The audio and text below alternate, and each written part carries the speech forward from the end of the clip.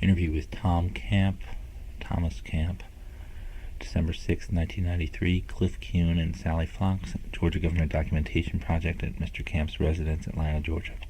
An appropriate starting point is, are you a native of Fairburn, is that correct? Well, I'm a native of Fairburn RFD. Okay. I was born in what was then Rivertown District of then Campbell County. Now South Fulton County, still Rivertown District. But we got our mail, RFD, Fairburn, Georgia. And we lived there until I was about 14, 15 years old. We had, at that time, one-room country schools. And I attended that school through the 7th grade. I thought at that time that I learned a lot in that school. But looking back, it was primarily learning from other children, older children. One teacher trying to teach 7 grades, it would be utterly ridiculous today. But sitting there in that one room, listening to those other children, reading what simple books we had, I thought I gained a good bit of knowledge, but later on I found I was pretty deficient. What kind of work did your father do? My father was a farmer.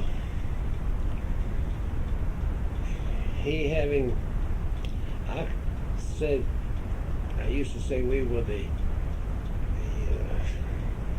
backwash of pre-Civil War. We didn't get into the so-called plantation type, yet my great-grandfather had a farm, and he must have had about 400 acres, which would be a pretty good sized piece of land now. It was beside the Chattahoochee River, and it's still down there, and I really don't know what's become of it, but it's wilder now than it was when I was a child. But we at least cleared some of it and plowed it and eroded it, mainly with cotton and corn and sometimes fuels, wheat, primarily cotton and corn.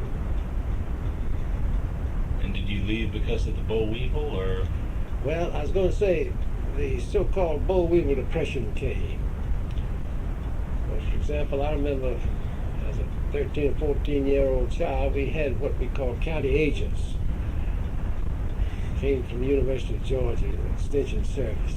We had a man named Cowan, C-O-W-N. Sam Cowan came to the county as a county agent, and he was sponsoring the so-called corn clubs. And that was a farming project of youngsters. For example, my father stepped off or surveyed an acre of land, and the object was to raise as much corn as you could on that 1 acre. Well, that was an experience, but my mother's folks were, and her name was Duggan, D-U-G-G-A-N. Some people call it Duggan, but they always called it, to me, Duggan. She had one sister who was a mute, born without eardrums. The old Dr. Calhoun, who was a pioneer doctor here in Atlanta, found that she had no eardrums, and they sent her to Cave Springs, Right. which was the deaf and dumb school, they called it at that time. I think we have a different name for it now.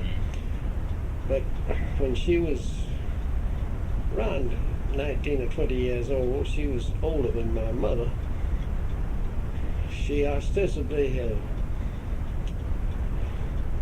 packed a trunk and went to the St. Louis Fair.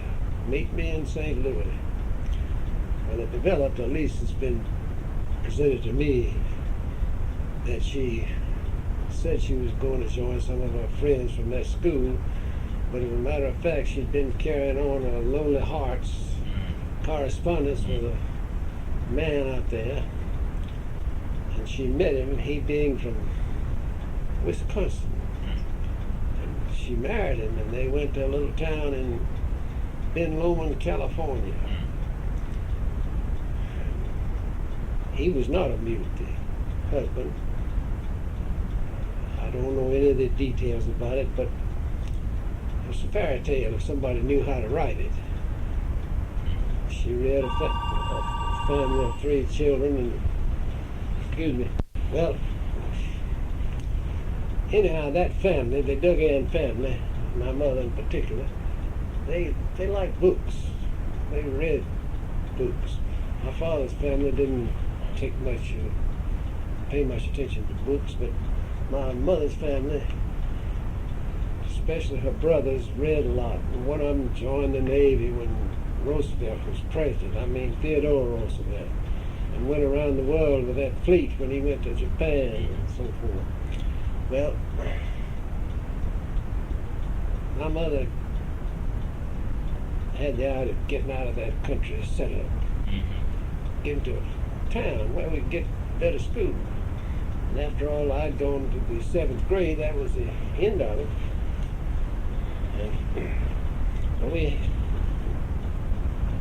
had to decide what to do, and so they moved. They bought World War I came along, and as in all wars, we had inflation and high prices. There was a doctor in that neighborhood bought my father's farm. Paid him $50 an acre. That was a big price back then. Well, then he moved to town and luckily bought a house and put it in my mother's name.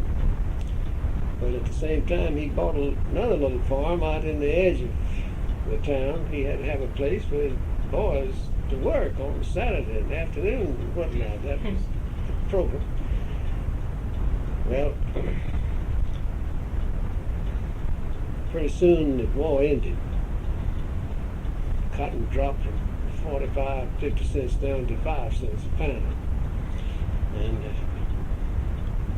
he found himself, in the meantime, he had relinquished his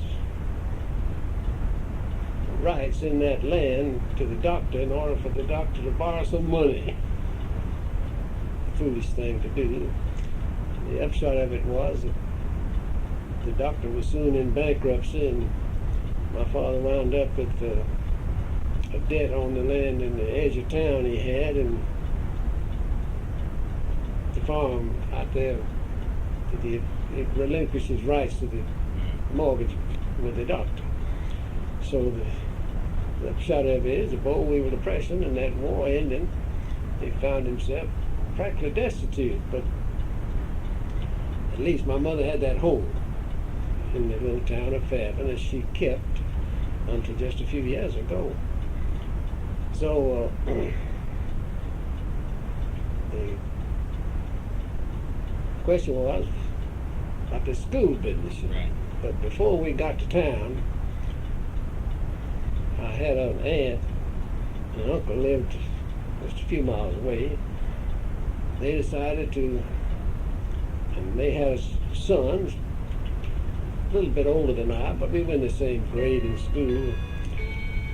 They got the idea of sending us to Monroe A&M, if you know anything about Monroe A&M. We had so-called agricultural and mechanical schools in Georgia at that time, in each congressional district.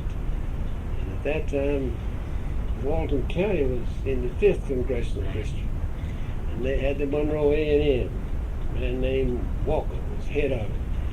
Some of his relatives, or one of his relatives, Clifford Walker, was later governor of the state. Anyway, my Aunt Winnie was my father's sister, and my father, they decided to take us to Monroe A&M. Well, we went over there on a Sunday. I remember we packed the trunk. My uncle had a Studebaker automobile, and my father had an early Chevrolet. And off we went to Monroe. That's a pretty good trip for the day and time.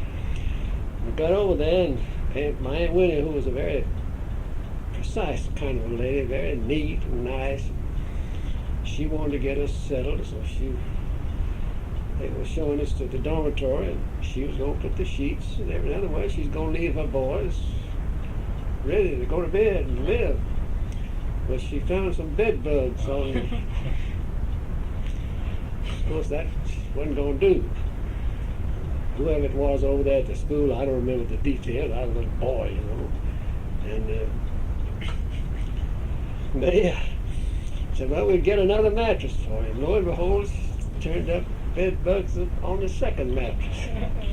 Well, she took us home. I entered Monroe A&M and graduated all the same day. So we went from there to Palmetto, Georgia. I had another aunt who lived down there, and she agreed to let us stay with her 1 year. So I had an interim of at least 1 year between that farm deal and then we lived in the country before my father bought the house and farm there on the edge of town. Well, so I went 1 year to Palmetto, Georgia High School. And then we moved to Fairburn. So I graduated from Fairburn High School in 1921. During my mother's school days, she had gone to the Fairburn School, and they had a teacher named Dr. Gertner. In the meantime, Oglethorpe University was being reestablished out here, Dr. Thornwell Jacobs. Right. Well, she liked Dr. Gertner, and Dr. Gertner found out about it. Anyway, he came down there and talked her into sending me to Oglethorpe. So there I went. In the meantime, a year or two thereafter, my father became interested in politics. I had always been interested a little bit. For example, in the country, we had the J.P. court, you know, the country squire with the beard and all that. And as a child, my daddy let me drive a horse and buggy over there to hear a trial one day where one black fellow shot another black fellow. I was interested in it, but I landed at Oglethorpe. And then the boll weevil depression really came. And they helped me that first year, but just didn't have any money for the second year. So the superintendent of schools in Fairburn, Campbell County, then it was Dr. M.D. Collins. You may have heard of him. Dr. Collins later became the state superintendent of schools. State superintendent of schools. And he knew a man named Francis Marion Hunter. I always think about this The small fox. Swamp Fox over there in the Revolutionary War. Right. Mr. Hunter had been superintendent of schools at Forsyth, Georgia. And he was going to transfer to a little town in southwest Georgia called Donaldsonville. This is about as far as you can go south and not be in Florida and not be in Alabama. It's in the extreme corner. I used to think it was the last county established, Seminole County. But I think Fort Valley, Peach County, was established thereafter.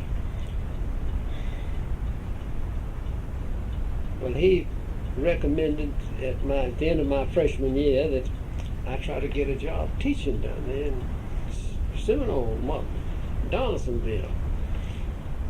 And believe it or not, I went to see Mr. Hunter, and he said if I'd go to Mercer University summer school, take some education teaching classes, he'd give me the job, principal of the high school. Here I was 17 years old, going on 18, just shaving, you know, and doing my best to be grown. So I spent a year down there. It was an interesting year. They paid me $1,000. $111.11 a month for 9 months. They still owe me a penny. Anyway, I boarded with Ms. Hunter.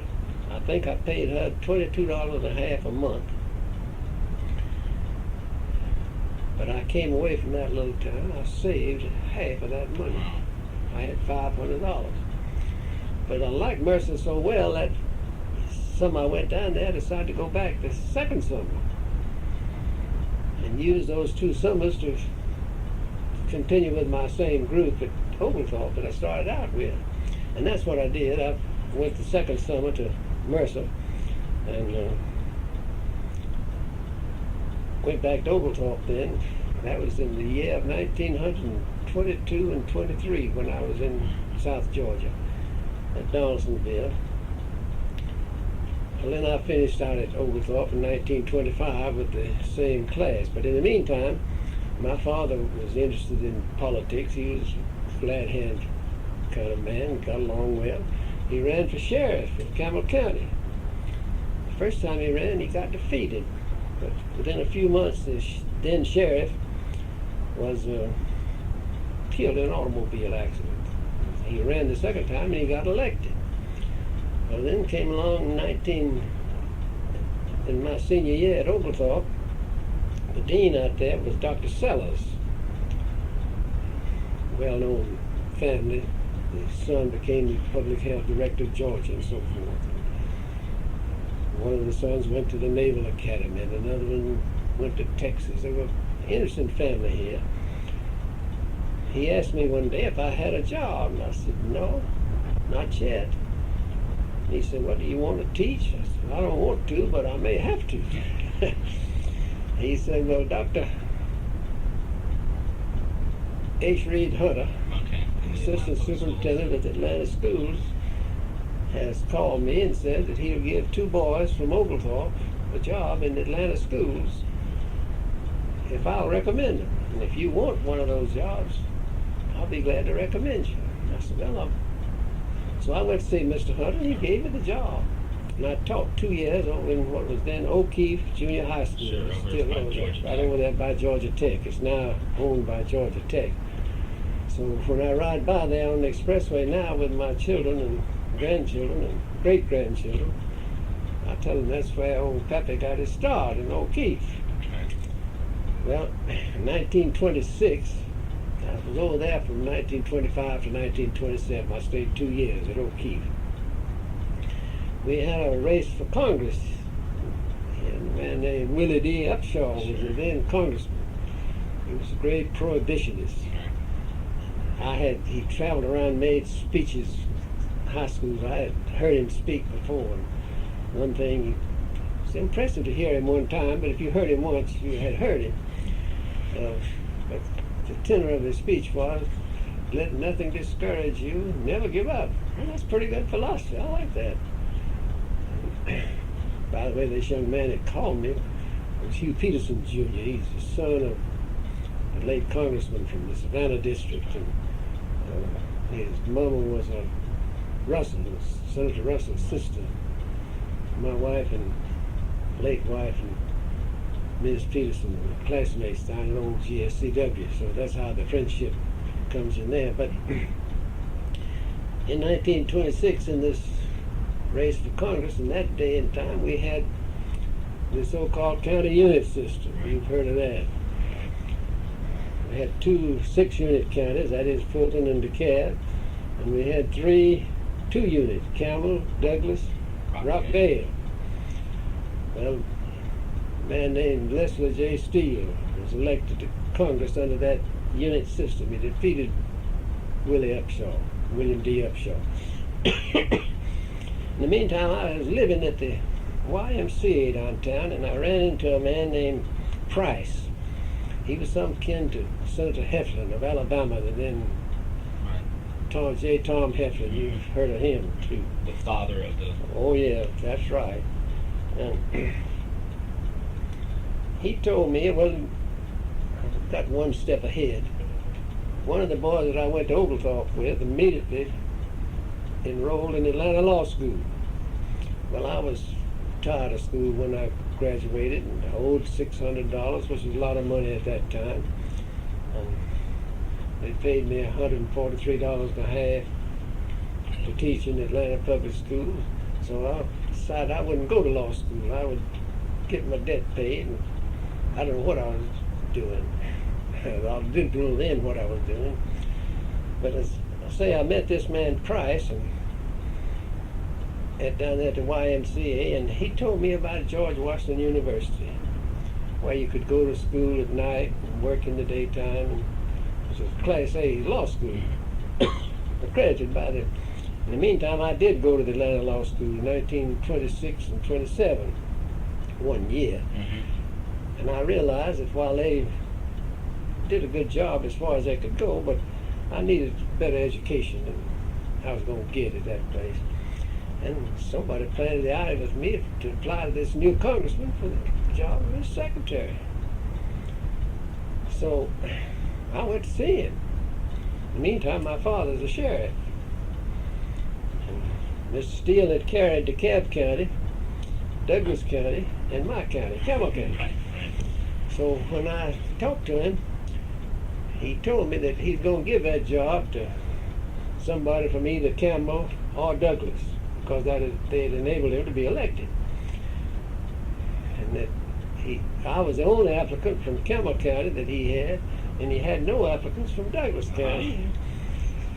And that was the same as telling me he's going to give me the job. So I got that job then as his secretary in 1927, and went to Washington to enter George Washington University. I guess I went in August, early part of September 1927, somewhere along there. But in the meantime, I married Okay. a little girl that I'd grown up with in Fairburn, Georgia. She was also teaching in the public schools. So we had a dream that I'd go up there and go to school and save what little I could, and she'd continue teaching. We'd navigate back and forth. That lasted about 2 months. Maybe not that long. Right. One day I received a telegram. Can get leave of absence. Must I accept? I wired back, yes, you know.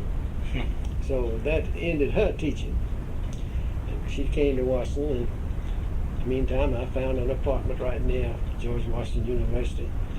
And I think it's still there. It was there. I went back for my 50th anniversary in '81. And that apartment house was still there. It's in what's the section of Washington called Foggy Bottom. You've heard of Foggy Bottom. 2115 F Street. And then at that time, we had the so-called lame duck situation. If you understand what the lame duck is. A congressman got elected in November.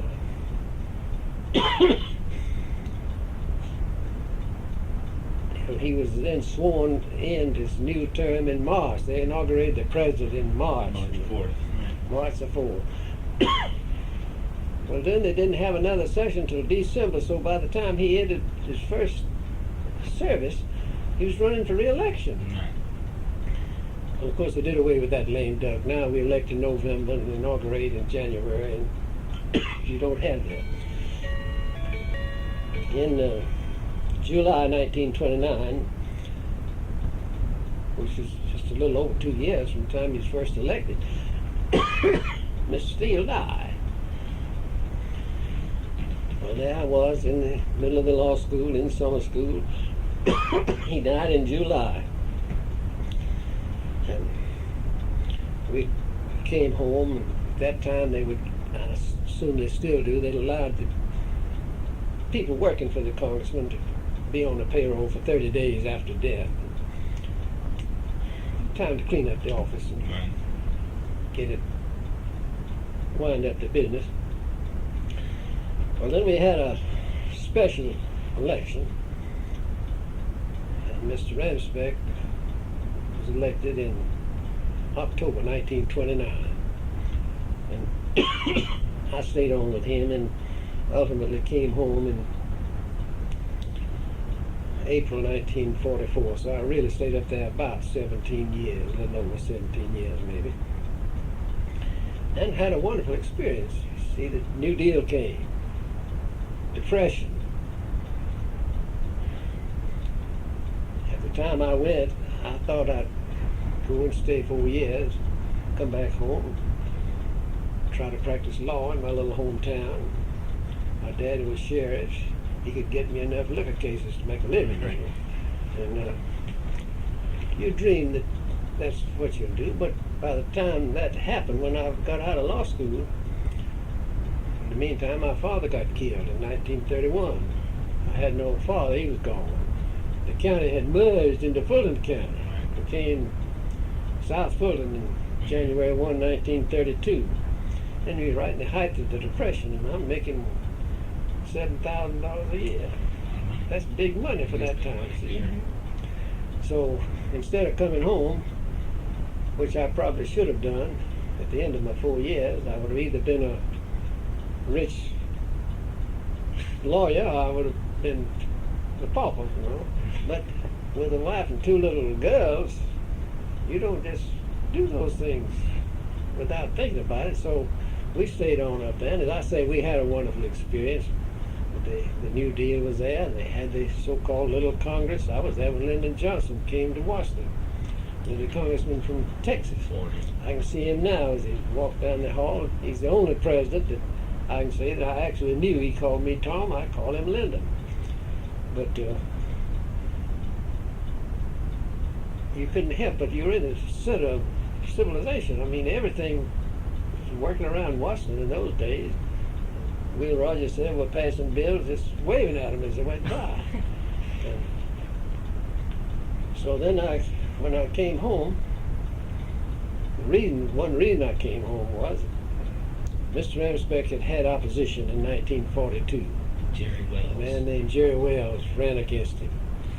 In the meantime, we had some legislators here in Fulton County. Fulton was a big district. It had a lot more people in it than the other districts. And they were screaming about that county unit business. So Mr. Ramspeck went over there to the legislature. He had been in the legislature when he went to Congress. He was in the legislature then. And the Fulton County delegation, at that time we had 3 members. Had one man named William G. McRae. And I think a man named George Eckford. And the 3rd member was Luther Steele. Luther Steele. They had an unwritten situation here in this county where they let the labor crowd have one member of the legislature. Mr. Steele was that representative. Anyway, Mr. Ramspeck went over there and told Bill McRae and them, said, I don't want to be legislated out, and that's what you're fixing to do if you put Fulton County in a district by itself. And if the county units are all that's worrying you, I'll do away with the county units. At that time, we control the congressman controlled in the district. In the district of the election. So he did. He abolished that county unit thing. This is after the 1930 census. That was around 1930s. After the 30 census. Well, they brought it back down to 10, I think, from 12. Well, we lost 2 districts. Right. In the 1930 census, I guess it was. Right. But in the meantime, it merged Milton County and Campbell County into Fulton County. So when they got through with that redistricting over there in the legislature in the 1930 census, we wound up with Fulton, DeKalb, and Rockdale, 3 counties. Because Ramspeck lived in DeKalb. He lived in and DeKalb. That's why he didn't want to be. Oh yeah. He wanted DeKalb to be part of it. the At that time, people were more conscious of where you lived, and you couldn't live in Decatur and run for the legislature in Fulton County. That was unheard of. It just wouldn't do. You couldn't run for Congress in another district in Georgia, at least. Right. So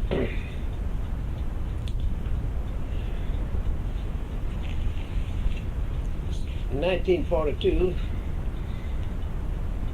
World War II was on. They got up. In the meantime, it's a question of pensions for federal employees, and everybody was being considered. I remember when the old doctor from California led a march up there to Washington on about an old age pension, $100 a month. can't remember his name now, but that was the beginning of the so-called Social Security setup that we got. Well, they passed a law up there allowing federal employees to pay 3.5% of their pay into the pension fund, a pension fund, and they'd get certain benefits. Somebody up there got up the idea that, well, they did pass a law letting the employees of the Capitol get into that system. Hold on just a second. And of course, when they passed it, I got in it. But I didn't pay my back dues. I just got in and went on. You had an option to either get in and go or pay your back dues and get credit for the past time. Then somebody came up with the idea about congressmen. You ought to let them get into the system. One of the people I remember so distinctly about it was the late Carl Vinson.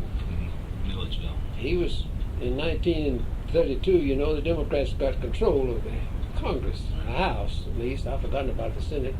I guess they got control of the Senate too. But in that, when the Democrats got control, Mr. Remspeck soon became chairman of the Civil Service Committee. Now they merged it into what they call the Post Office Committee and the Civil Service Committee into one, and that was done in that 46 deal up there after I left, of course. But Mr. Remspeck introduced that bill for the congressman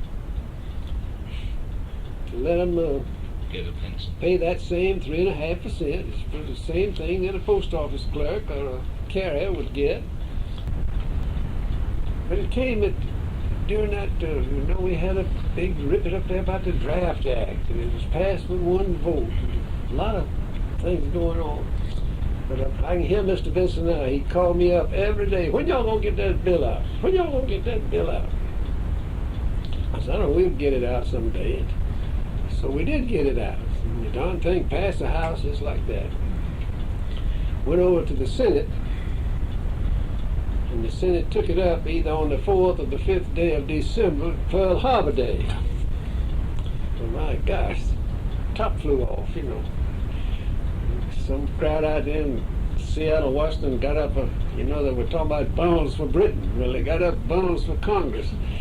Well, you never saw as much junk as we got in that office up there as a result of that thing. Well, in December thereafter, when Mr. Jerry Wells thought he had Bob Remspeck with his pants down, so to speak, he announced against him and did run him a mean race. Well, Mr. Remspeck felt like he'd been a good congressman, and it hurt his pride. He just did get reelected, 1,500 votes. The county unit deal. It was a high vote. We didn't have the runoff in that day. Right. So I knew that he was going to quit if he had a chance. He's tired of that thing. It hurt his pride, his feeling. In the meantime, he had been a great friend of Eddie Rickenbacker. Knew him. They had a thing up there in Washington and still do called the Air Transport Association. That's the Chamber of Commerce of the airlines. When they offered Mr. Remspeck a job, $25,000 a year, that was big money. And expenses and so forth. And I knew he was going to take that job. So in the meantime, I knew all these folks here in Atlanta, lawyers and what have you. The railroad lawyers here in Atlanta had a thing they call the Railroad Association of Georgia. That was composed of the council for the various lines. For example, Mr. Rembert Marshall with the Southern Railroad, Mr. Henry Troutman with the Seaboard, Mr. Arthur Hyman with Atlanta and West Point, and Charlie Block in Macon with the GF&A. In other words, the so-called 10 Class 1 railroads. And they called it the Railroad Association of Georgia. Well, what it was to lobby the Georgia legislature. So they offered me that job, and I took it. Came home in April 1946. And of course, Mr. Ramsbeck retired in 1945. You came home in April of 44. I came in April 44, and he retired, I guess, January 1, 46. 46. I mean, he definitely retired January 1, 46. Well, he said he was going to, but he actually did it. Right. And among other things I remember, and of course when he announced it, I announced I was going to run to succeed him. And you got that little book over there that I girl saw it. wrote about the Belle of Ashby Street. Ellis Hall was governor. And Mr. Troutman and I went over there to see Governor Hall. Governor Hall and I lived in Joyner County, belonged to the same college fraternity. He and my brother went to University of Georgia together over there. Good friend. I liked him. Went over there to see him, and I asked him, we want you to stay out of this thing. He was trying to get an amendment passed to get his second term, The where he could successor, run the right. second time. Right. And all we want you to do is just keep your mouth shut, stay out of this thing. Well, That's you and Henry Trotman who went over? yeah, Mr. Troutman and I went over there, and I thought he had more or less assured us that he would, but, and I don't blame him, I got over it, didn't make him difference. He wrote a letter to Helen. Helen was in the legislature, bragging on her, she'd been a good legislator and so forth. Of course, she used that as a big ad, and it helped beat me. And but I didn't think that entirely beat me. What beat me was e pluribus unum. Right. They had 17 men and 1 woman running. Didn't cost them but $1 to qualify. We had folks like Joe Hill Smith. You've heard of Joe Hill Smith. Joe Allen. Joe Allen. Got killed in the bathhouse up there somewhere. He City was a City councilman. And Willie Upshaw, he jumped back in. I don't know what. Jeb Stewart. One of the other things, we went out to, made those little speeches around these country schoolhouses and what have you, and went out to Ben Hill one night. This man, Joe Hill Smith, got up there and told him that Mr. Upshaw had gotten him a pension while he was in Congress, and Bob Ramsbeck and Tom Kemp took it away from him. What the biggest lie, I never heard of it. Stuff like that. Humorous later, But I never did figure that that kind of stuff hurt me much. The thing, every one of them got a few votes. Well, Ben Hewitt ran, you remember? The Labor A boy Commission. named Jeb Stewart. I got a list of them there somewhere. But when the election came, I was ahead until we got to the Ashby Street box. That's the first time the blacks voted in block or in mass. Well, I didn't know how, to tell you the truth. I wasn't smart enough, didn't have money enough either. I knew some black folks. I dealt with them. For example, they built this University homes. And the Right. congressman at that time controlled those people who were appointed. To the board. When Mr. Ramsbeck put it on me, he said, I don't want to fool with that thing. You handle it the best way you can. They had used to be a head of the Atlanta University, Dr. John Hope. Sure. Hope Holmes. Sure. Dr. Hope was a graduate of Brown University. And he had planted a man here named Alonzo G. Maron, M-O-R-O-N, to be the head of that housing thing out there. And those that liked him called him Moron, but those that didn't like him called him Maron. He later became president of Hampton Institute. I think he's dead now. But he came up there to my office, and I told him, now, you and I, let's work a deal here. I don't want all these applicants up here in my office. Just flood it. And I told him, now, I'm going to send these people to you. And the ones you want, you indicate to me. And He and I worked it out. We never had a bit of trouble. He did a good job out there. Had a lot more trouble with Techwood over here, where they were fussing and fighting all the time. That was white then, purely white, but it's all black now, as you know. And but the point I'm making is that me and all that thing, I came in contact with a man named Lorimer D. Milton, Mr. Milton's. head of the Citizens Trust Company. Okay. Milton was another Brown University man, had been planted here by Dr. Hope. And A.T. Walden, the lawyer. Well, they'd been to my office many, many times. I was friendly with them.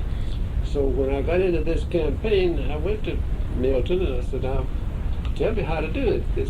How can I deal with this black situation? He said, well, the best thing you can do is let it alone. Because if you come down here and fool with them and the public knows it, this so-called redneck crowd will get on you. And if you don't come, then black's not going to do anything anyhow. So I just let it alone. But in the meantime, Helen was smart enough. She got to that. And what I started to tell you, on the night of the election, I was ahead until we got to that box where they voted in Ashby Street, that school out there. And she got, I was 100 and some odd votes ahead, I think. It was close. But when it came to that box, I knew I was defeated. She got 900 and some odd votes, and I got about 10 in that box. But that's neither here nor there. She and I made up after it was over with. They knocked her out in a few months. With Judge Davis. Judge Davis put the county unit back, and bam, out she went. And in the meantime, we had these two little girls, and one of them was about 7th or 8th grade, and the other one was smaller. And we put the oldest one over here in Washington Seminary. You know, Washington Seminary is over there on Peachtree. It's now part of Westminster, or became part of Westminster. And I lived out at Fairburn. I had a brother-in-law who came to town every day in the automobile, so we made arrangements with him. He brought that little girl up here, put her out at Washington Seminary every morning, and every afternoon she'd get on the streetcar and go down to the athletic club, sit in the lobby, wait for him to go home. It was pretty rough on a little girl. It's a long day. And meantime, I joined the Kiwanis Club. There's a man in there named Charles Ewing. Used to be a company here called J.H. Ewing and Sons. And I said to him, how about getting me an apartment? That's in the OPA. Right. Apartment's hard to get. Right. Believe it or not, in a few days he got me an apartment. Corner 14th and Piedmont. It's still down there. You were out there. Yeah. You'll see those urns on that apartment building. Yeah. Well, that's my apartment. I had that apartment. And it was sold while we were in there. The rules were under the OPA that if it was sold by a corporation, they couldn't oust you. But if it was sold to an individual, if you bought it, you could oust me. So they decided they wanted my apartment. I told my wife, let's if we go live up here, we just want to get a home and do it right. So I started looking for a house. And I finally bought one on Palisades Road, if you know what Palisades Road is. That hit beyond Brookwood. Nice section, it still is. Well, at that time, the county line between the city and the county ran right back of my lot. In other words, I was out in the county. I was a Right. countryman, although I was on Palisades. And the county commission law at that time was they had to have one commissioner from the country, unincorporated area, Fulton County. And they had a man on there named Clarence Duncan. Mr. Duncan lived out in the Buckhead area, but he came from Fairburn. I'd known him all my life. Charlie Brown, Jim Aldridge, and Cloa Haley were Shorty Doyle, remember him? Yep. Won that commission. But lo and behold, in 1947, Mr. Duncan had a heart attack and died. Mr. Aldridge's wife and I had been through school together. I'd known her all my life. And Mr. Brown and I were good friends. And they,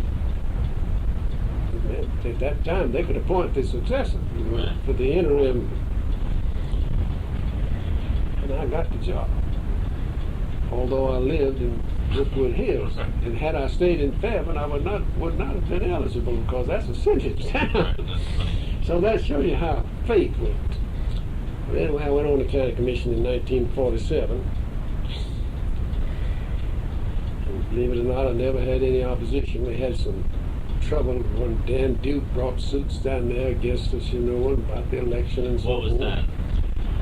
He claimed that something about the terms, I don't remember what it was, but he didn't get anywhere with it. Well, Was this when he was living down in Fairburn himself? oh, he was living up here He was then. up here by He was that living time, up here okay. then, but you know, he was noted for agitating at those. He's an old man now, like I am, and he's mellowed a lot. He's a different man entirely to what he was in those Right, days. well, I've You heard remember that. about the Ku Klux and all that stuff that he Went got after mixed the up Ku in. Klux, So right, yeah. got his picture on the front page of Time magazine. Well, so I served there on that commission until 1947. Till 57. Yeah, 1957. I went on there in August 1947, I think it was, and I left on January 1, 1957. But in the meantime, I was watching that, you know, that courthouse. I knew all about it. And they had a court down there called the Civil Court of Fulton County. Started out as the Municipal Court of Atlanta. It was really the small claims court. But by the time I came along, they'd increased it to where the sky was the limit. You could sue for $10 million in that court. And I thought then, and I still think it was the nicest court we had. You were not dealing with blood and thunder. You were dealing with money. You were dealing with property. You were dealing with... And if you made a mistake, they could correct it over there, and you didn't hurt anybody, but you didn't have any divorce and alimony and all that kind of thing. So I got an idea about getting on that court. We had a man named Quincy Arnold who was the chief judge of that court. He was a half brother of Reuben R. Arnold, Oh, yeah. Lowry Arnold, Old trial attorney. Right. well-known family here in Atlanta. And in that 42 election, Mr. Arnold lived out in Hapeville. And had been the mayor out there. He was a well-known citizen. And as a matter of fact, his mother was Dr. Hape's daughter, who was akin to the Hape, where they got that name, Hapeville. Well, he defeated a man named Luther Rosser. Right. And Luther Rosser was the blue blood, you know. He was one of the leading families around here in Atlanta. And in doing so, he ran against the grain down there. And the other judges never did forgive Quincy for beating Judge Rosser. And he kept telling me he's going to quit. But in the meantime, I mentioned that race in 1942 against Mr. Ramspeck. We had the Homeowners Loan Corporation and all that New Deal stuff. And during the Depression, you could hire lawyers around here for $50 a week, just like that. No problem at all. A lot of us struggling, peddling apples. I remember one peddling apples down there on the sidewalk. Well, the congressman named those lawyers that ran those titles in the Homeowners Loan Corporation. So we named Quincy Arnold as one of them. And of course, Quincy Arnold supported us in that Jerry Wells election. As a result of it. Okay. And But that way I became friendly with him and knew him, and he told me he's going to quit. I tried to get him to quit beforehand. I could get the governor to appoint me, but he wouldn't do it. So the day he announced that he was going to quit, retire, they had a pension system too, and still got it. And I'm living on part of it right now. The day he announced, I put a statement in the paper that I was going to run to succeed him. I put a little whereas at the end of it. I intended to. You know, I had to jumping out. I left something I could jump out if I had to. I remember Mr. Aldridge said to me, I bet you $1,000 you'll have opposition. And believe it or not, I didn't have opposition. I got elected without opposition. And stayed there like in 1 month, being 24 years. So from the time I was appointed on the county commission in 1947 until 1980 when I left, I had no opposition, which I thought was pretty good. Except the last time I ran, I did have a crazy fellow that run against me. Somebody sent me this the other day. Harry. That fellow ran against me the last time I was elected. He came to see me. It's funny. He said, I asked him why he picked me out to run against. He said, well, he's going to run, it was a kangaroo court, he's going to run against the head kangaroo. Somebody sent me that the other day, that's the daily report. What's the date on that one? I don't know, I've kept November it 2nd, 93. How long did you serve as chief judge of that court? Well, in the meantime, there was judges down there resented Quincy being the chief judge. They were trying to get a bill passed in the legislature, Mr. Milliken and I don't know who all was in the legislature at that time, to fix it where the judges themselves would name the chief. So in the interim between the time that Quincy Arnold retired and the time I got elected, they passed a bill over in the legislature letting the judges name their own chief. They elected Judge Parker, Judge J. Wilson Parker. He came from Fairburn too, and I supported him. But Judge Parker retired in 1966, and I became the chief judge then. In the meantime, in 1977, I think it was, they merged the criminal court and the civil court, and now call it the state court. I was going to ask how that came about, the merger. What was all involved with that? Well, Judge Duke, in the meantime, got on the criminal court. And he was determined to merge those courts. And he just kept on at it. I fought it as long as I could, probably selfishly a little bit, because I just didn't want to get involved with that criminal business. But I think it turned out all right to merge those courts. But it's complicated. In the civil court, we had a jury system of 6 persons. Now they've got it mixed up. You can have some cases with 6 and some with 12. So the building down there was not designed for, I'm talking about the civil court now. Right.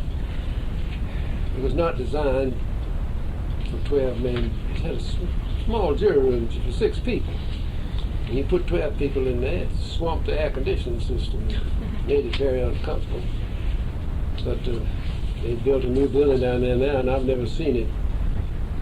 I don't know what the situation is, but I retired on January 1, December 1, 1980. I was 76 years old. I thought it was time to go out. Luckily lived 13 or 14 years since. Why do you think they did have the civil court separate from the criminal court? Well, as I say, it started out as the municipal court. Mm-hmm. Judge Bryle, way back when. I think they had $500 limit. In other words, you go down to Rich's and don't pay your bill, Rich's might turn it over to a collection agency and they'd sue you. And that was the kind of case we got. But then in 1938, I believe it was, they changed the thing and called it the Civil Court of Fulton County. They raised the jurisdiction clear to the county limits, and they raised the amount unlimited. So, as I say, when I went down there, I thought it was the nicest place you could be. For example, I'd have a hard time sentencing anybody to an electric chair. But I didn't have anything like that to fool with. And, divorce and alimony and child custody and all that kind of stuff. Mainly I was dealing with automobiles and land sales and stuff like that. Business. That's what it was, really, the business court of the county. And of course, this criminal court, I'm not entirely familiar with the history of that. We used to have a thing here in Atlanta called the City Court of Atlanta. It was really well, for example, Judge Dorsey was on that court. Hugh Dorsey. He was the former governor. Right. He was the prosecutor that prosecuted Leo Frank. Sure. That elected him governor of the state. But they then abolished that court and made a superior court judgeship out of it. And then established the so-called criminal court, which dealt only with misdemeanors. The difference between the superior court and the criminal court was that the superior court handled murder, anything, whereas the criminal court only handled misdemeanors, liquor makers, prostitutes, what have you. I only fooled with that for 2 years. Thank goodness. And I don't think I've ever sent anybody to the penitentiary, to put anybody in jail. So I really had a. When it was the civil court, it was a county court, but then it changed to be Well, they call it the state court, to the state. Fulton County, but it really amounted to a county court, is what it Oh, I amounted see. to. So it was the state court as the civil court too. Now it's a civil court. Now it's a state court. Why was Dan Duke pushing the merger of the two? I don't know. I never did know exactly. Dan Duke was an interesting fella.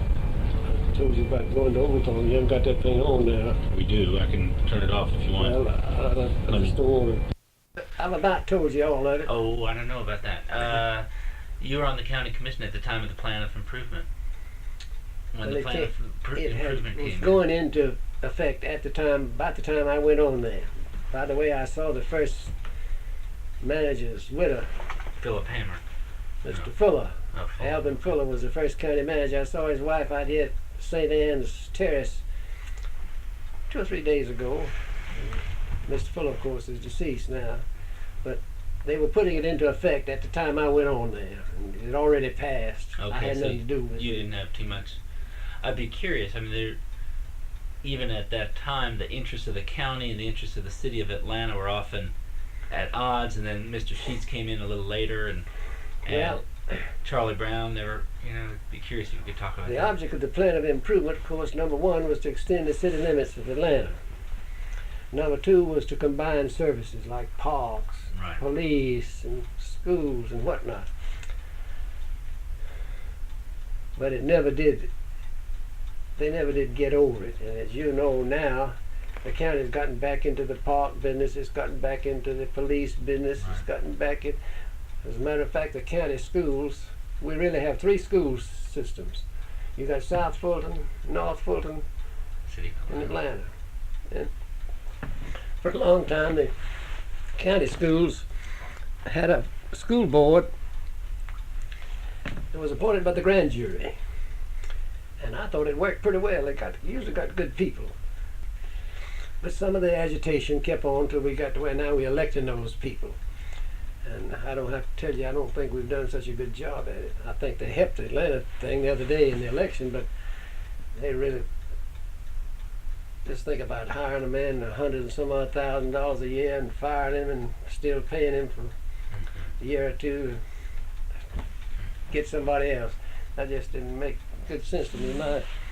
My sister and I swapped waste baskets out. She lives down in Fairburn.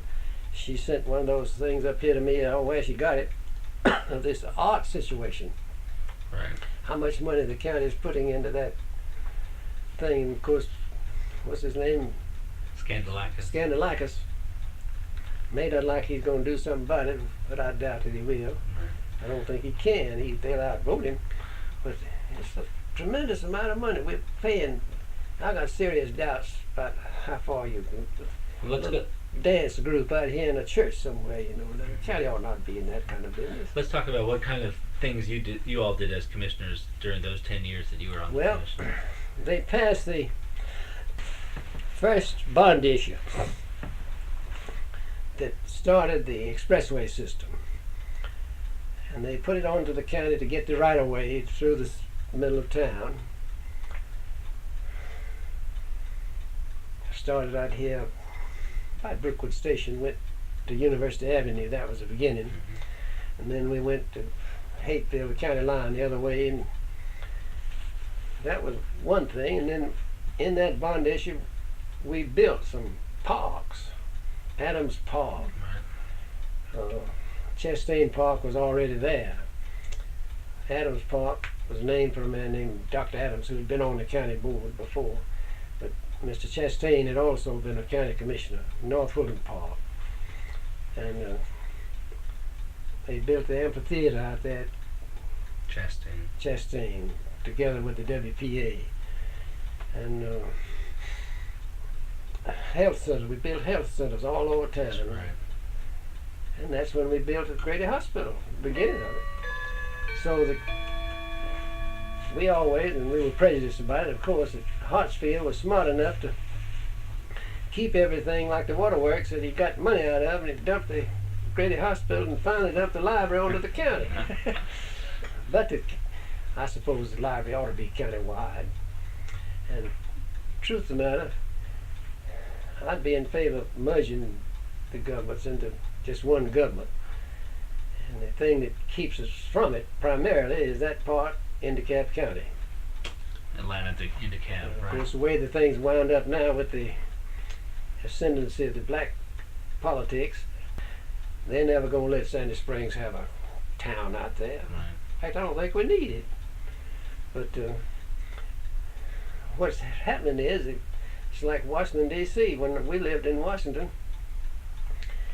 it was still, the schools were segregated. My wife taught in the Washington City schools, and she substituted, whatever you call it, but the schools were black and white. They didn't consolidate or segregate, integrate those schools until after Brown versus Right. Board of Education.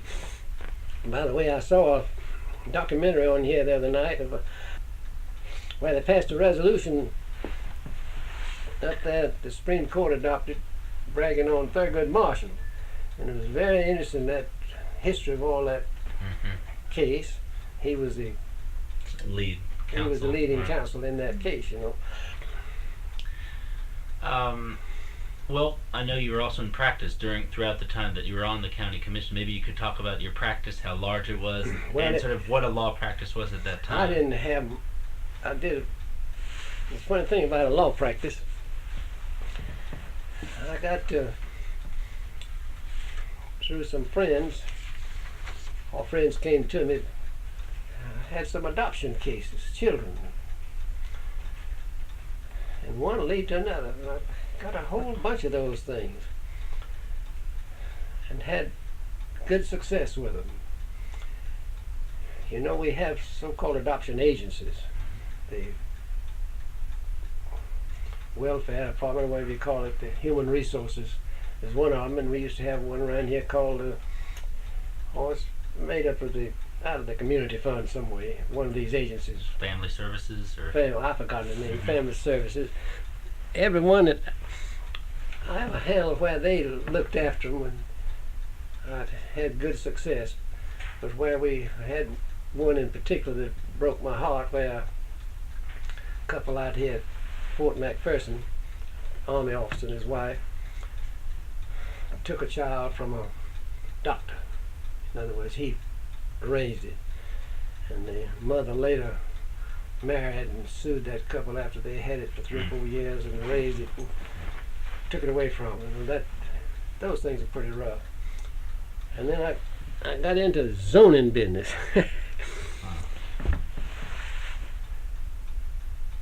When the Nobles came here to Atlanta, they bought the old John Otley place. Mr. Otley having been president of the Fourth National Bank. And it's now Lenox Square. Well, I was the first one they employed. Not because I was such a good lawyer, but they figured I could work the politics, you know. And the time had come for it. We couldn't get along without Lenox Square now. It's the best one of these shopping centers we've got. And of course, you've got many more since then, but that was the first one of any consequence that was built in Atlanta that I know of. So I can't say that I had a great big law practice. I made a living and got along, but so I was pretty lucky. I got on the You really were only in legal practice here for about 10 years. 10 years or so, from About 10 years. 47. 9 or 10 years. How many people were in your firm, Camp and Boyd? Was it just Yeah, two? William Boyd was the young boy that came from down at Fairburn. He and my brother were friends. And we had different ones in there with us. For example, William Boyd later became the Solicitor General, you know, the district attorney. And when I went to the Atlanta Law School that one year, 1926 and 27, I met a man named Norman Cann. Norman Cann being an employee of the Internal Revenue. He was a Yankee from Massachusetts, but he had married a Georgia girl over here near Athens somewhere. And when the New Deal came, he got to be the second man in the Internal Revenue Service in Washington, and retired.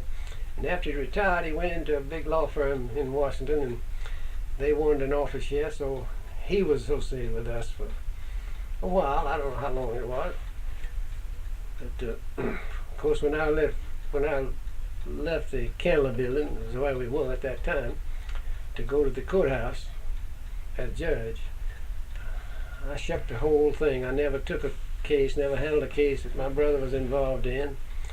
I left, he had I gave him all the books and everything. I just made a clean break and went to the courthouse to be judge, and of course stayed there until I quit.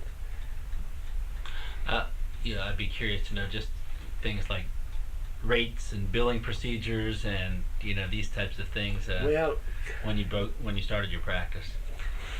Believe it or not, when I was practicing, they had a thing around here called the Laundry Association. That's the dry cleaners and what have you. Right.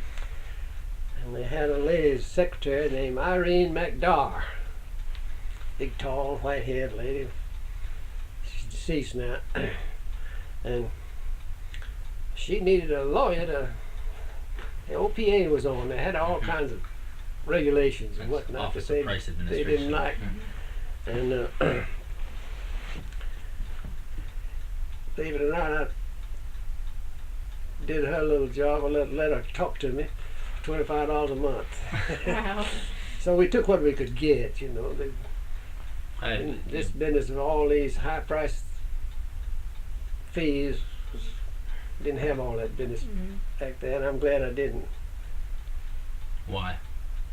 Well, I think this thing's gotten out of hand. For example, now my wife died in 1961 on Christmas Day, and we haven't got our estate settled yet.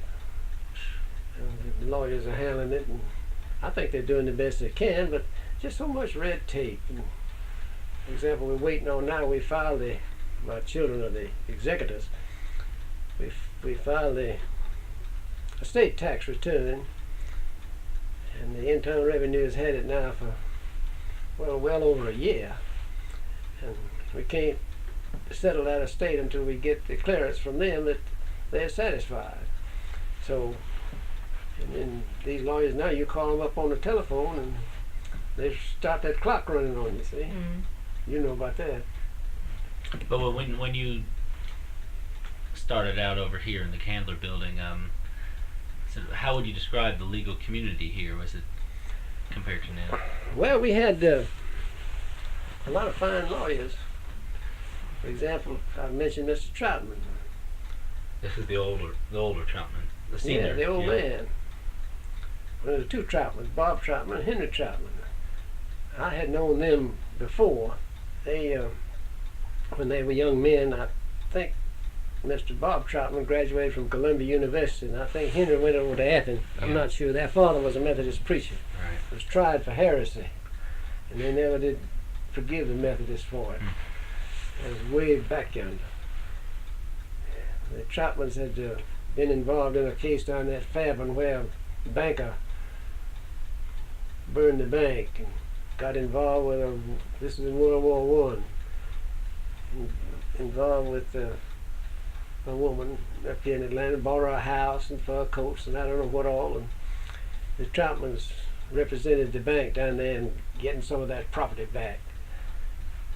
My wife's father was one of the officers of the bank, and so I had known them for a long time. Buck Murphy, who was the Right. Howell attorney Goldstein. for the Central Georgia Railroad, lived in Fayetteville. He'd married Mr. Culpepper's daughter. Well, Lord, I'd known him all my life. So we had, and Judge Powell, for example, I remember Judge Powell. I read his book, You Can't Go Home Again, or You Can Go Home Again, whatever the title Right, I was. think you can. Right. And he put in there something about that Frank case that he never did explain, but he was an interesting person. Mr. Arnold was still living when Rubel. I was in law school. I don't remember exactly when he died, Mr. Rubel. And the old man Rosser, the Luther old Rosser. Judge Luther Rosser, the compatriot of Reuben Arnold. Judge Underwood, Mr. John Ty. We had a lot of fine lawyers here at that time. But we just broke out with them now. You know how many we got? Do you Several thousand. Do you remember any particularly memorable cases that either you took on, or that you heard, or that you attended as a kid or as a law student? Well, we in the Depression of the early 20s, we had a banking system here called the Witham Banks, I guess. How do you spell that? WITHAM. Okay. And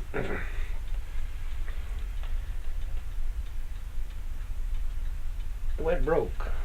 A lot of people lost money.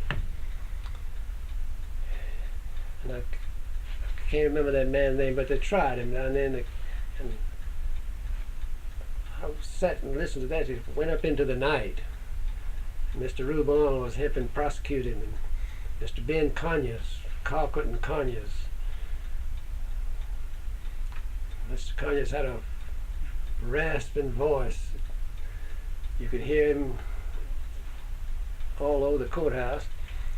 And I remember sitting there listening to that case, and they convicted that man. But I think he died in the process somewhere. And we had I was in the Campbell County Courthouse when they tried that Bradstreet case. The woman was named Ms. Bradstreet, and the man was named Green. And they had all these Atlanta lawyers down there involved in that. And I was just a kid, sitting there listening to that thing.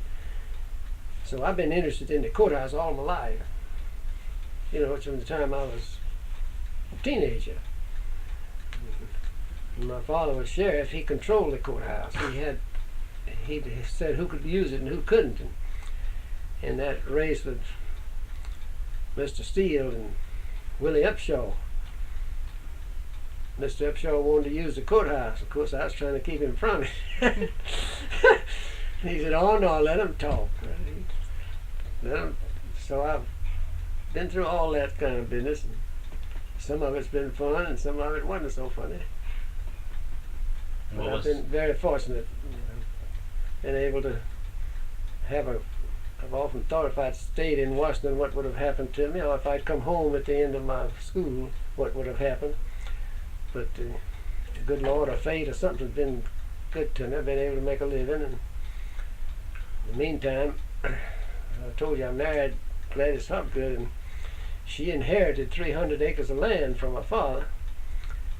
And there was 100 acres adjoining us there, just adjoining her land. A fella came along one day and wanted to sell it to me, and I bought it. So we had 400 acres of land down there, and the road went right through the middle of it. And we kept that land, farmed it as with sharecroppers and what have you until early 70s, when they had this real estate boom around here for a while. And people kept plugging at us for wanting to buy it, so we sold it, and that's of course the foundation of what little money we got. I never could save any money with the salary at the courthouse, but with that money we got out of that land down there, we were able to go to Europe 3 or 4 times, Alaska twice, Hawaii twice. So we've had a good life, you know. It's been very fortunate. I'd be curious to know what law school was like, what Atlanta Law School in particular was like. You know, what are your memories of The that? Atlanta Law School, when I went down there, was, for example, we talk about Helen Milliken. She was one of the teachers. It's an And irony. she taught bailments and carriers, as I remember. Well, a bailment is you take your automobile down here and want them to put a tire on. They keep it. It's a bailment, and you pay them, you get it back. But you bail it. They got control of it while they had it. Carriers, of course, being trains and buses and what have you. But she hesitated when she talked. She said, and one night we counted those things, and she did 100 and some odd of them in one night. But the teachers were primarily lawyers. I remember one of the lawyers was a man named Hooper Alexander. Mr. Alexander lived in Decatur and had been the United States Attorney under Woodrow Wilson. Now, that's a long time ago. And he had a mustache, and he could just go to town. He just gets so worked up. But one night he got started on the West Virginia case. You know, West Virginia was cut out of Virginia Right. in the Civil War, Right. about the time of the Civil War. And I can hear him now. He said the most dastardly political rape that ever happened in this country. And he just go to town. So they used, as I remember, they gave us questions and answers, and it's pretty simple, but they're primarily practicing lawyers were the teachers down there, and they did a good job as far as they could go. And we had a lot of lawyers came out of that school that succeeded and did well. But And do you think that fact that they were actually practicing lawyers made them able to train the well, they did students pretty well? a pretty good job. But in the meantime, Harvard University had come into the picture, and so-called case law. We used textbooks down there at Atlanta Law School. You know, the old West, Oh, really? what do you call them? Key, Uh-huh. I forgot. Horn book, I guess they Right. call them. Something like that. But they're not like they do now in the law school where they actually go through the cases. By the way, I heard a moot court thing the other night on this TV. It's very good. And one of the Supreme Court judges was, and the other two people on the panel were district. One was a circuit court, district court, circuit court, and the Supreme Court. Beside those, and those kids were good. They're smart. Then, I mean, you were on the bench for 24 years. Well, I lacked 1 month being 24. I was elected 4 times, 6-year term. Right. I So meant, I lacked 1 month. I was 23 years and 11 months. I And was of course, counting the 10 years I was county commissioner. on the county commission, I had over 30 years with the county. And then I was up there in Washington. I had that experience, 17 years with that. So Almost 50 all my life nearly I've been service to the government. public, working for the government, working for the... I'd be curious to know what kind of When you stepped off the bench, how had things changed from when you went on the bench? What are some of the changes? Well, they had merged the civil court into the criminal court. Right. And but as far as the actual trial of the cases and all that, hadn't changed any. Did you preside over any particularly notable cases that you presided over? Oh, I don't remember any. After we got in that criminal court, they got up this business about all this pornography around here. You remember? Oh, right. Mm-hmm. And everybody tried to avoid listening to them. You know, first you have what you call a preliminary hearing, whether or not to bind them over to the grand jury or whether to send them on up for further trial or not. And we had some cases out there where in the graduation at Atlanta University, some people tried to break it up. You remember? It was a lot of agitation. All those cases, I got those down there. Had them managed to some way wiggle through and get them out of there. No, I had a very good experience. Of course, it's every now and then I have somebody come up to me and say, "I tried my first case in front of you." I said, "Well, I hope you won." And I did. What was a day like, a typical day like, for a judge when you were serving? Like, what were the things that you did? Well, of course, in the job that I had, especially the last 16 years, I had a lot of administrative. See, we must have had over 100 employees.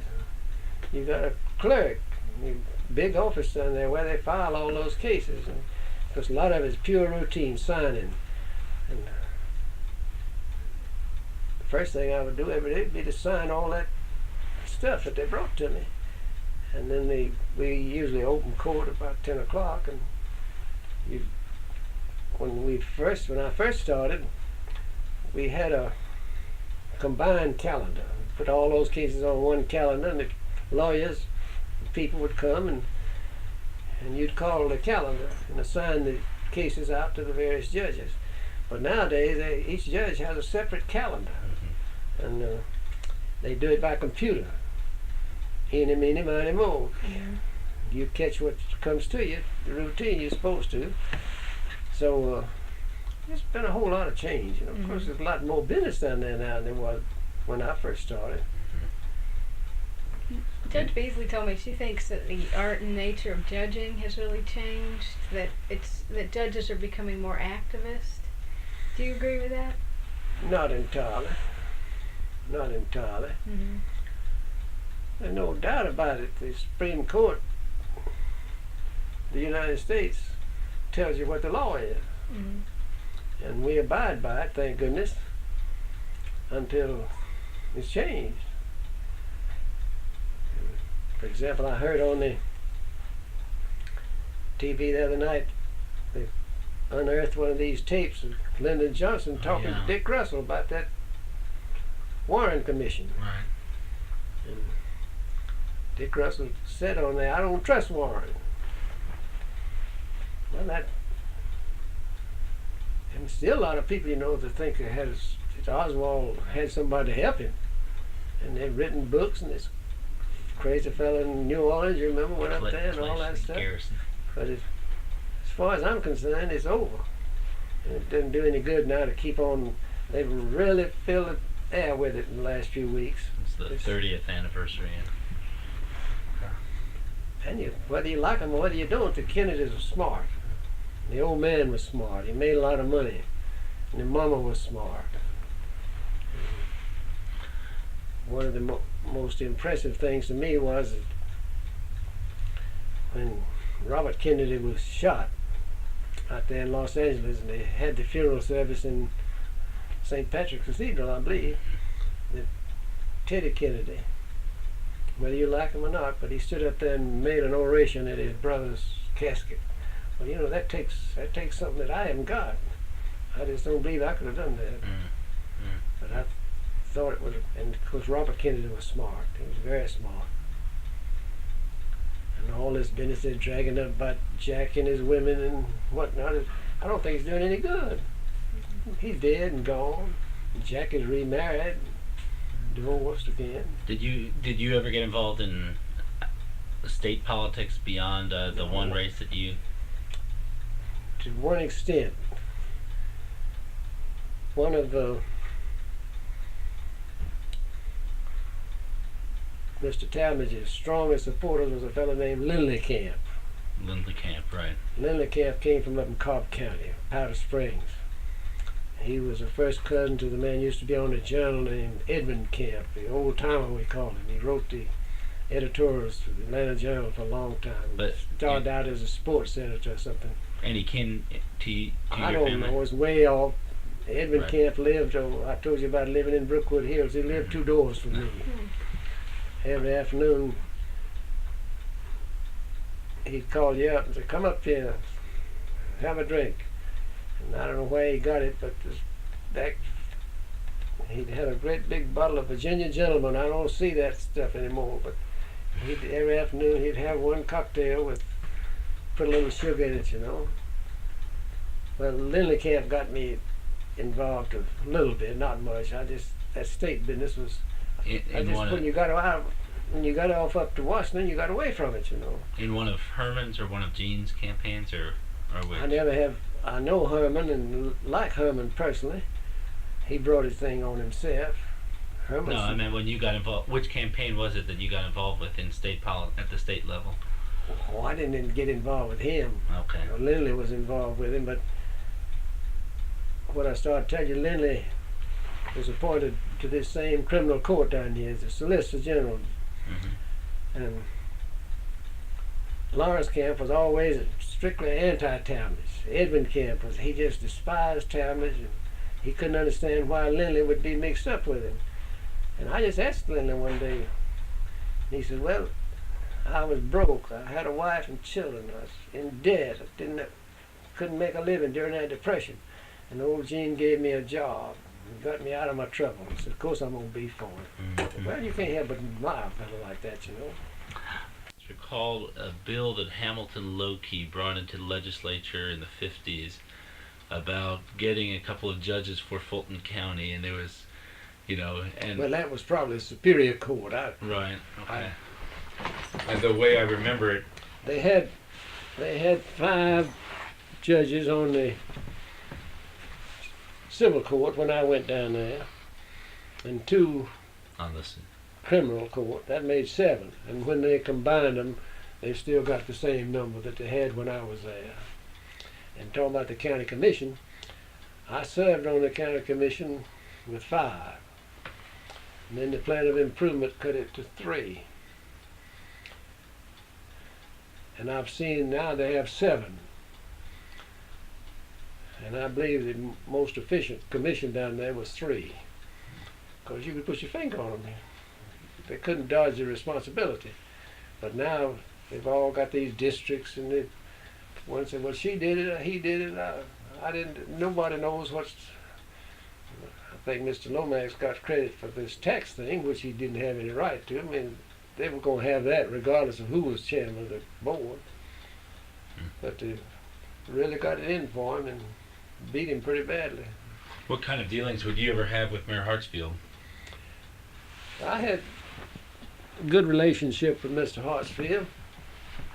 You know, he used the Buford Dam up here for many years to get, he told me, he said, every time I need a little publicity, stir up the Buford Dam. Well, the man who really got the Buford Dam built was one Dick Russell. Mm-hmm. Hartsfield talked about it and got credit for a lot of it, but the thing that got the appropriation, got the money, Judge Davis was up there at the time. Of course, he got a little credit, but the man that really put it over was Senator Russell. Uh-huh. And of course, we couldn't do without it. You know, that's a great thing. No, it's talking about the plan of improvement. It's the expressways. The jail used to be down there near where the Grady Hospital is. We called it the Big Rock. Right. And the expressways got it. They knocked it out. And if you know anything about the geography down there, Price Street Mm-hmm. almost became desolate, Mm-hmm. Sure. and still is to some extent. I And went over there one day and tried to get Mr. Hartsfield to when the jail went, we had to build a new jail, and they were talking about building a new city jail, and they have built one. Let's go in together and buy up about a half a dozen of these blocks down here on Prior Street, below the courthouse, and build a facility that's big enough for both the city and the county. But he wouldn't see to it. He said, no, no. I said, where are we going to put the jail? Put it back down there somewhere. Anyway, we wound up out on what's called Bellwood, Right. and Ashby's. built the jail out there, and they've added to it 2 or 3 times since then. Also, I got into another thing, and Mr. Hartsfield had a little to do with it, not much, but the juvenile court, when I first knew anything about it, was right square back of the old courthouse, Mhm. facing Central Avenue. Mhm. And when we built that new state and civil court building, they built a juvenile court right back of it. Mhm. And the little building, I guess, still down there. They've torn it down for this new courthouse, I guess. But at that time, the county owned a whole lot of land out on the river that later got into, you remember Paul Webb and all that Oh, land right, deal. right. So I advocated putting that juvenile court out there on that farm. Well, Judge Woolfolk was the judge, and he had mucked around and had him a committee of ladies and men were scattered all over the county, and all that they took out after me like nobody's business. But I still think that would have been a good place to. Now the juvenile court, they built it where back at the courthouse, so they had to move it then over to where the ballpark. Now it's crowded, but we had plenty of land out there. All you had to do was build a high fence, and Mhm. not many of them, those children, you know, they have playgrounds and everything else. But I didn't get anywhere with that. But as far as Mr. Hartsfield is concerned, I like Mr. Hartsfield. I got along with him all right. Okay. And I think he made a good mayor, no question about it. He was always, on the other side of the fence from Harold Sheets. I mean, Yeah, well, Harold Sheets, was the county attorney, wasn't he? I met him at the Atlanta Law School in 1926 or Okay. 27.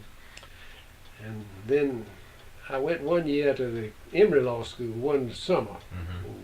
Time I was up, came home in 1928, the Hoover and Al Smith thing. I went out to Emory Law School that summer. And Harold Sheets was out there, Devereaux McClatchy, Right. Bobby, all the Chambers boy, the Parks Chambers in Hartford. The Uh-huh. store used to be downtown. Their son was there. And Quite a. John Wesley Weeks, I met him there. I met Pee Wee Halls. You know who Pee Wee Halls was? He later became Justice of the Supreme Court over here. Came from Elberton, Georgia. Right. Nice person. So you met them all over there at Emory. Through the years, you know, you just come in contact with them. Sally, do you have any other? I wanted to ask you about the legal culture when you were practicing. Today, there are a number of prestigious law firms, and at cocktail parties, one of the first questions an attorney gets asked is, what firm are you with? People seem to be really proud of their law firm affiliations. Was there anything comparable when you were practicing? I don't, at least I didn't see it. I probably wasn't smart enough to see it, but the Atlanta Lawyers Club was really formed by a bunch of independent, Bond Allman and Jim Davis, but now, as you know, the Atlanta Lawyers Club is controlled primarily by the big firms. Well, they got the numbers, So, but I didn't see it. Of course, you had some, not anything like the firms you've got now, but for example, Mr. Troutman had, they must have had 10 or 12 lawyers. mhm. The Goldstein firm had about the same number, and then the Granger Hansel, Mm-hmm. after they formed that great big firm, merged with Warren Moise and Allen Post, Mm-hmm. that group, One night we were up there at this lawyers club, and Ranger Hansel was sitting by me, and some young fella walked by. And he said to me, "Who is that?" And I said, "That's one of your boys up there." Uh-huh. That's how. Mm-hmm. Things But will it's be pretty near that bad now. Well, they got 100 and some odd people. It's hard for each other to keep up. That's right. That's right. I've heard that from attorneys. So, do you think that practice was more egalitarian back then, or Say that word again. egalitarian, Well, I'm not sure equal about that. kind of? Oh, well, some did better than others. We had a few ambulance chasers. Mm-hmm. And I see these ads on this paper and on this TV Right. now. They just make me cringe. Mm-hmm. Fella says, the bill comes on, "I needed a good lawyer. I hired so-and-so. He got my case settled in 2 weeks." Well, that's terrible. Mm-hmm. It's terrible. You lost some professionalism there, you know. Mm-hmm. I think I'm pretty much Let's see. through with what I wanted to ask. We may want to come back and follow up. I may want to go back deeper into some of this. Well, that's what I say. A lot of things that, I've forgotten, and a lot of things that I could be refreshed by. You're one of the very few people around, I dare say, who went to Washington during the administration of Calvin Coolidge. So it goes back Well, a long. Mr. Coolidge was president when we went up there in 27, and believe it or not, he would shake hands with visitors. I've written him many a letter. Honorable Everett Sanders, Secretary of the President. This So- is Mr. and Mrs. John Doe from Atlanta, Georgia. I want to see the parlors of the White House and, if possible, shake hands with the President. And every day at 12:30, he shook hands with a few people. Well, as you know, he was succeeded by Mr. Hoover. Right. And Mr. Hoover stopped that. He couldn't, no way in the world. Thousands of people go up there. No way a president could shake hands with those folks. It'd kill him. And, well, that was an interesting thing. I was in the White House the day after Mr. Hoover was sworn in as president. I remember listening to those speeches. We were driving through the country. We used to go back and forth from here to Washington. That campaign was going on, and Mr. Hoover said he's going to have 2 chickens in every pot, 2 cars in every garage. Well, by the time he got through being president, they didn't have the pot nor the chicken either. But Mr. Hoover was a good man. I don't think it was going to happen. It was just ready to blow up. I don't know how we're going to deal with this debt situation we got now. My father told me that if you spend more than you make, you're going to be broke pretty soon. And that's what we're doing. Sure seems that. I just don't know how we're going to contend with it. Okay, well, why don't we cut the interview now unless Okay. you have any other Yeah. questions? But I if think